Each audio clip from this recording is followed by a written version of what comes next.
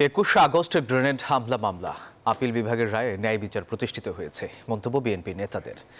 রাজধানীতে আলাদা কয়েকটি অনুষ্ঠানে তারা এই কথা বলেন। তারা বলেন, রাজনৈতিক প্রতিহিংসার কারণে রাষ্ট্রযন্ত্রকে ব্যবহার করে মামলাটিতে বিএনপির ভারপ্রাপ্ত চেয়ারম্যান তারেক রহমান সহ অন্যদের সাজা দেওয়া হয়েছিল। সাইফুল ইসলামের রিপোর্ট।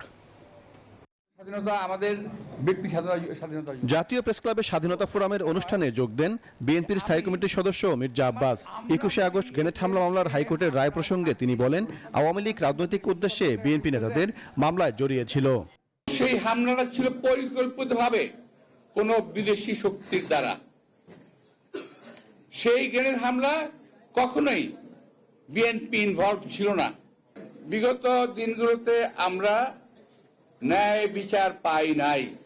বিএনপির স্থায়ী কমিটির সদস্য ডাক্তার এজেডএম জাহিদ হোসেন বলেন, হাইকোর্টের রায়ে প্রমাণিত হয়েছে তারেক রহমানকে অন্যায়ভাবে সাজা দেওয়া হয়েছিল।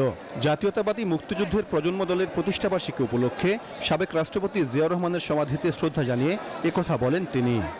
হাইকোর্ট সেই সমস্ত রায় খারিজ করে দিয়েছে, অর্থাৎ আইন যখন তার নিজস্ব গতিতে চলে তখন সত্যিকার অর্থে মানুষ আইনের সেবা পায়। বাংলাদেশ জাতীয়তাবাদী দলের ভারপ্রাপ্ত চেয়ারম্যান সসম্মানে বাংলাদেশে ফেরত আসবে, এটি দেশবাসী আশা করে এবং আমরা প্রত্যাশা করি।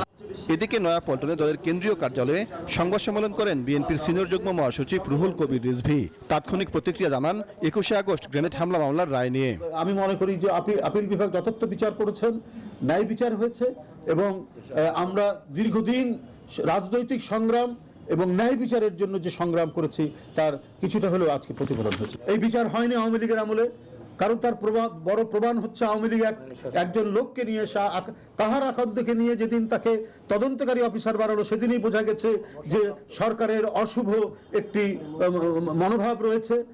তিনি অভিযোগ করেন, শেখ হাসিনার পতন মেনে নিতে না পারায় ভারতের ক্ষমতাসীন বিজেপি বাংলাদেশে কথিত সংখ্যালঘু নির্যাতন নিয়ে অপপ্রচার চালাচ্ছে, তার নীল নকশা করছে।